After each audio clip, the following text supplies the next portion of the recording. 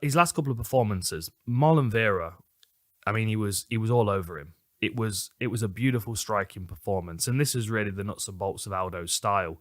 His takedown offense has always been phenomenal. Like if you look back to his Chad Mendes fights, like his ass barely touches the canvas. He bounces back to his feet. It's quite amazing. And of course, we know he's got good jiu-jitsu as well. We don't really see him use it. I mean, he's got one submission on his record, which was a submission to soccer kicks. So he's not really a subs guy. We know this, but he's got the awareness. We know he's been there and there against some of the best Brazilian jiu-jitsu guys in his division. He's a black belt in Brazilian jiu-jitsu under Andre Pederneiras. There's no reason to believe that Jose Aldo can't grapple if he chooses to. I think the reason why he chooses not to most of the time is because of it's a choice of how to expend his conditioning. Like, if we go back to the Marlon Vera fight, he fought really well for 10 minutes. And then in the third round, as soon as Vera came out aggressive because he knew he needed to win that third round big, maybe get a stoppage, Aldo tied him up, took his back, and controlled his back for the whole of the third round.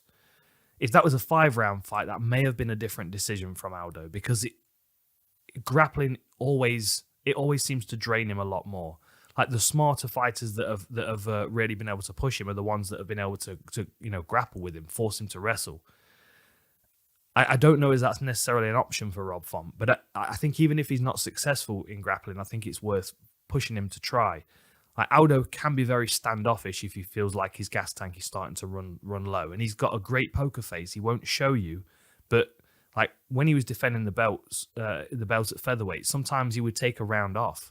Like, you watch the Mark Hominick fight and he batters him for 20 minutes and then takes the 5th round off.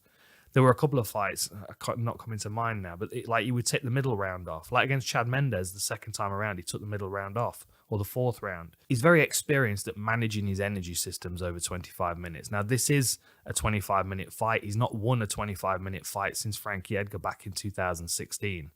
And we don't know what he's going to look like over 5 rounds at bantamweight.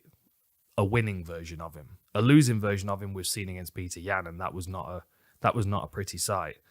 So the question is, can Rob Font take him into those deep waters, and can he push him, and what will Aldo's conditioning look like if he does start the fight well?